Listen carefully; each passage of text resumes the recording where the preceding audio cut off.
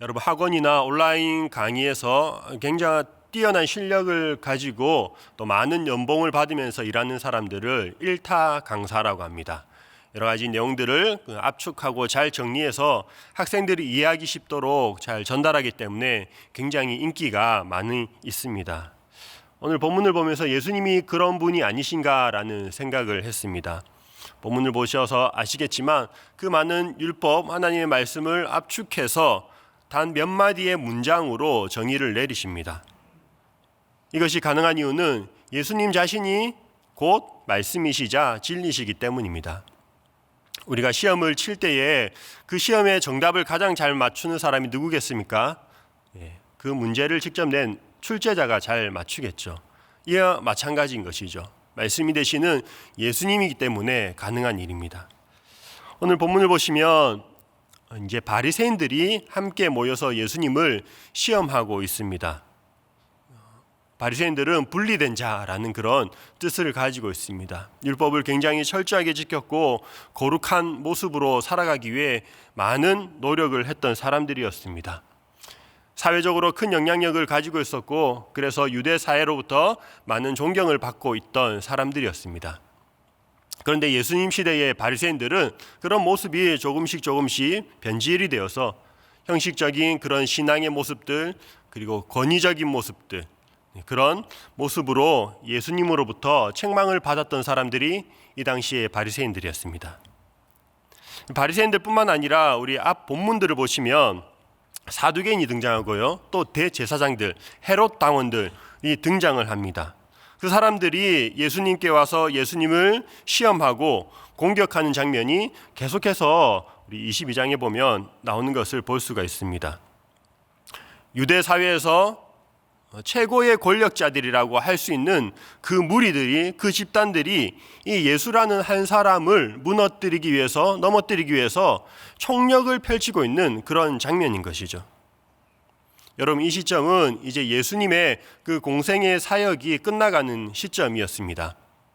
갈릴리, 북쪽 갈릴리에서 주로 사역하시던 예수님께서 이제 예루살렘으로 오시자 그 유대 사회의 지도층들이 긴장을 하고 있었던 것입니다. 여러분, 이런 모습은 장차 오실 메시아를 예언한 구약성경 시편 2편 2절의 말씀을 생각나게 합니다. 시편 2편 2절의 말씀을 제가 한번 읽어보겠습니다. 세상의 군왕들이 나서며 관원들이 서로 꾀하여 여호와와 그의 기름 부음 받은 자를 대적하며. 이미 시편에서 이런 모습들을 메시아를 예언하면서 모습들을 설명하고 있습니다. 예수님이 당하고 있던 고난은 단순한 그런 정치적인 이해관계에 따른 그런 공격이 아니었다는 것이죠. 영적인 공격이었습니다. 인류를 구원하기 위해 오신 그 예수 그리스도를 넘어뜨리려는 싸움이 계속해서 펼쳐지고 있었던 것입니다. 이 싸움은 예수님이 처음 사역을 시작하실 때에도 일어났었죠. 그때는 사람이 아니라 광야에서 사탄이 직접 예수님께 다가와 여러 가지로 시험합니다. 3가지로 시험을 했고 예수님은 그 모든 시험에 승리하셨습니다. 그리고 이 예수님의 사역이 마무리된 이 시점에 사탄은 다시 한번 자신이 직접적으로 나서는 것이 아니라 사람들을 통해서 예수님을 넘어뜨리고 무너뜨려서 그 구원의 일들을 이루지 못하도록 공격을 하고 있습니다. 이방 사람이나 로마의 사람들이 아니라 같은 동족이고 또 우리 같은 하나님을 믿는 사람들이 예수님께 이렇게 시험을 하고 있는 것이죠. 예수님의 편은 한 명도 없고 모두가 예수님을 못 잡아먹어서 안달이 난 그런 모습으로 보입니다. 여러분, 예수님께서 예루살렘에 가신 건 안락한 궁전에 거하시기 위해 가신 것이 아니었습니다. 굶주린 사자들이 으르렁대고 있는 그 사자의 굴로 들어가는 것과 마찬가지의 모습이었습니다. 그러나 아무리 많은 대적들이 달라든다고 할지라도 예수님의 이 지혜는 당할 수 있는 사람이 한 사람도 없었습니다.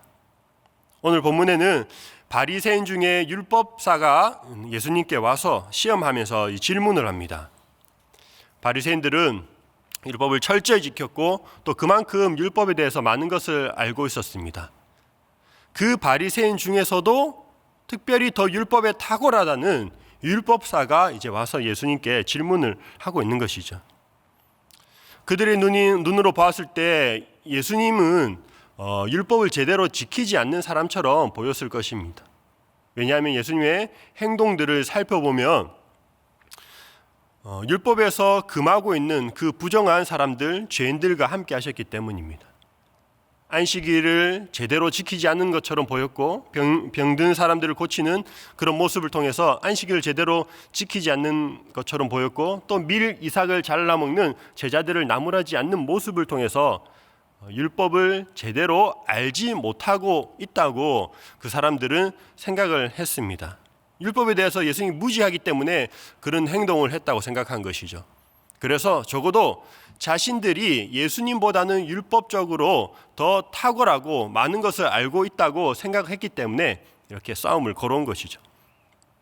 어떤 질문을 하고 있습니까? 36절의 말씀입니다. 36절에 선생님, 율법 중에서 어느 계명이 크니까? 라고 질문을 하고 있습니다. 여러분, 율법은 그 구약 성경에 나오는 계명은 총 613개의 계명으로 이루어져 있습니다. 365개가 금지하는 계명이고요. 나머지 248개가 긍정하는 그런 계명들로 이루어져 있습니다. 하지 말라는 게 365개, 248개가 하라는 그런 명령으로 이루어져 있다는 것이죠. 랍비들은 모세오경에 있는 율법 13가지의 계명들을 큰 것과 작은 것, 중요한 것과 덜 중요한 것으로 자주 구분짓기를 좋아했습니다. 계명에 어떤 등급을 매긴 것이죠. 무엇이 더 중요하고 덜 중요한지 구분하고자 했습니다. 여러분, 왜 이렇게 계속 구분짓는 작업을 하려고 했을까요?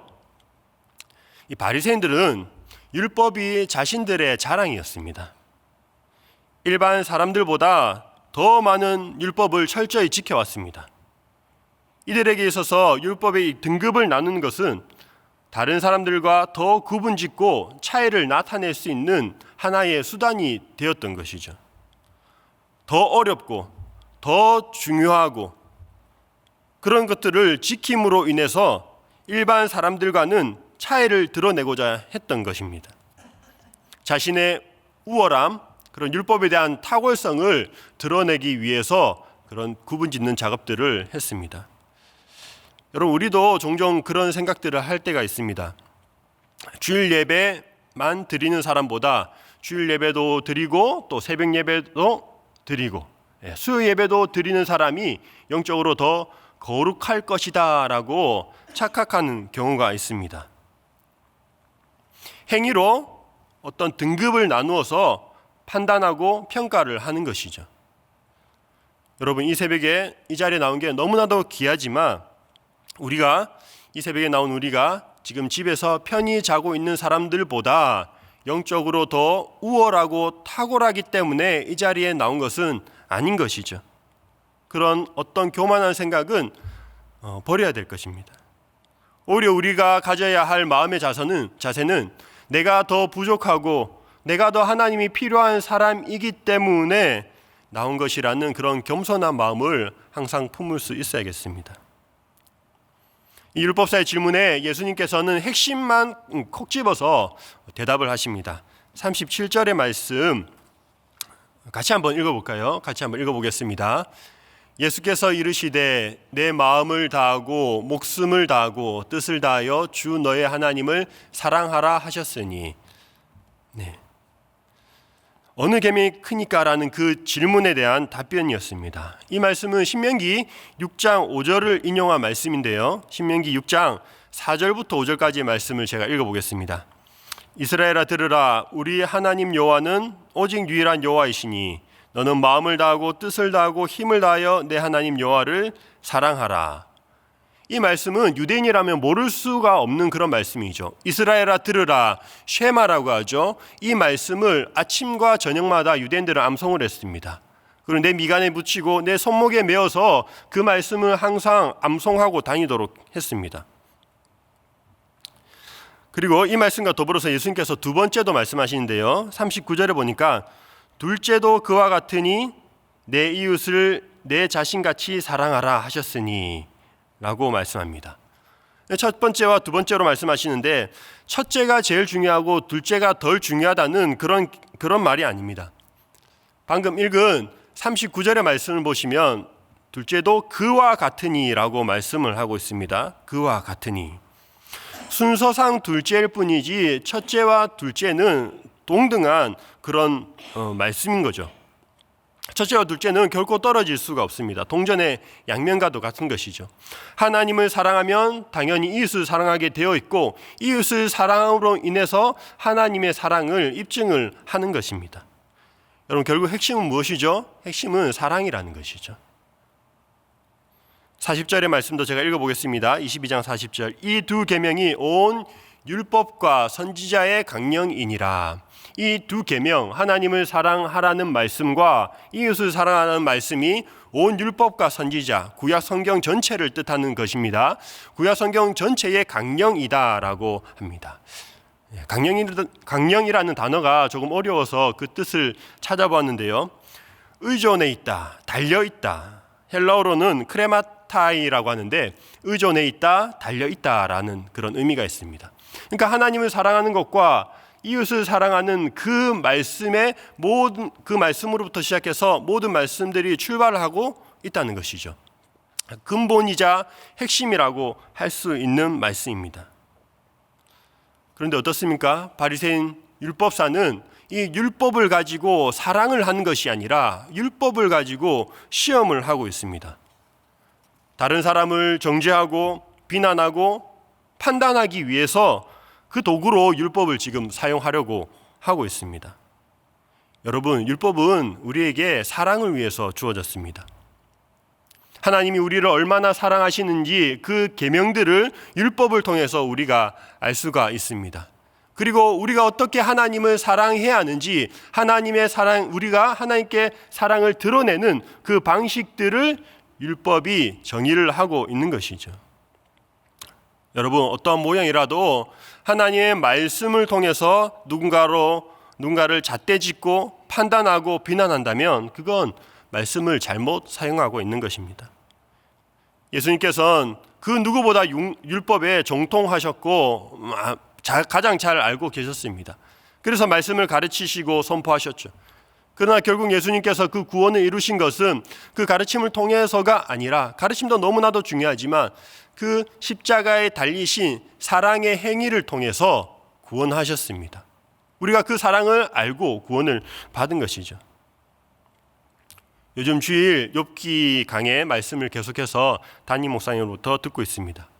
욥의 친구들처럼 그런 어떤 날카로운 논리, 정의감으로 다른 사람들을 힘들게 하기보단 모든 짐을 대신 지시고 또 안아주신 그런 예수님과 같은 모습이 우리에게 필요하지 않을까 생각합니다. 두 번째로 오늘 말씀에서 보시면 이제 예수님께서 반대로 역공을 펼치시는 장면이 나옵니다. 예수님께서 이제 질문을 하시는 거죠. 그리스도에 대해 어떻게 생각하느냐라고 질문하십니다.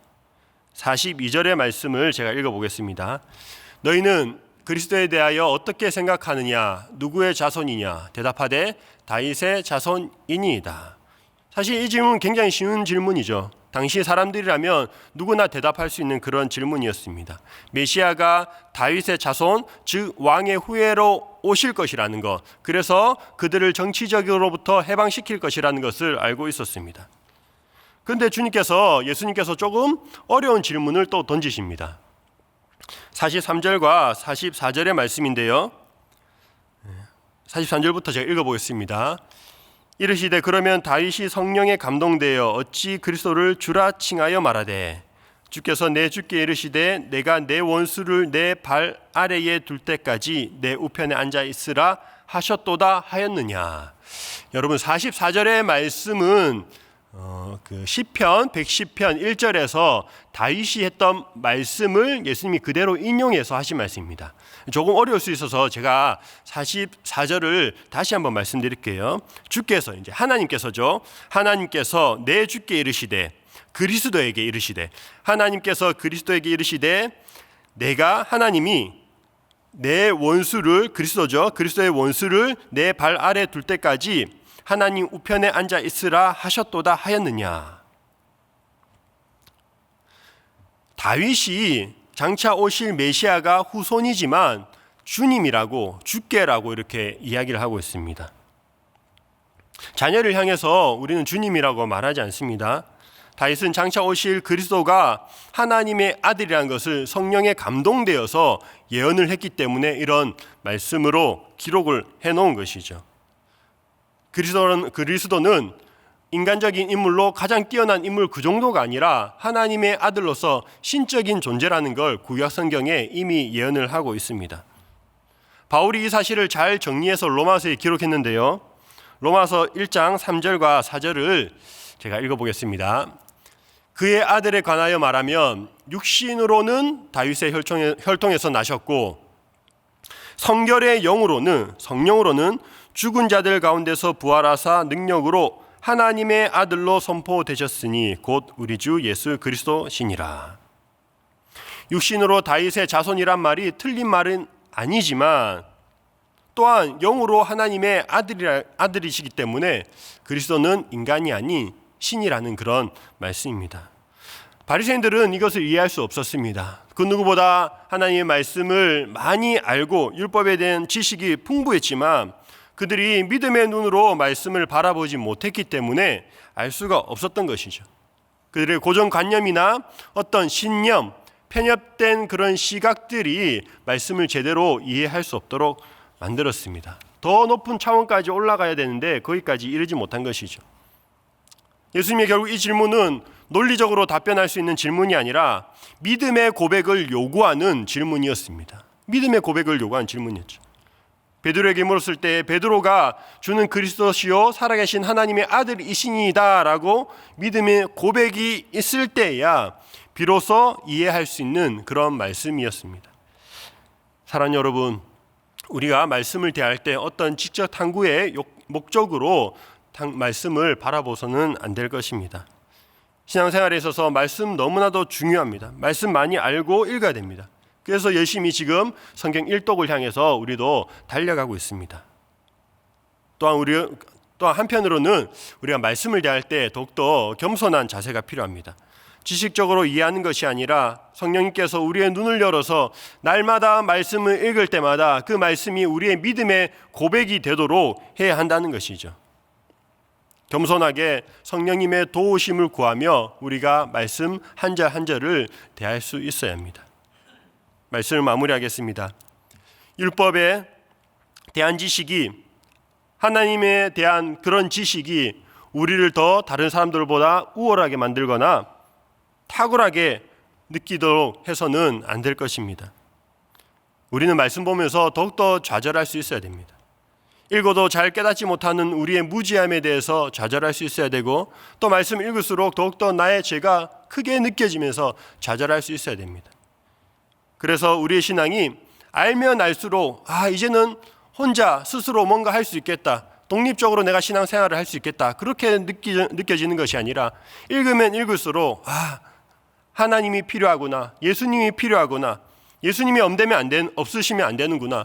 그래서 더 의존적으로 예수님께 의지하고 주님 앞에 나아가는 그런 모습이 우리에게 필요할 것입니다.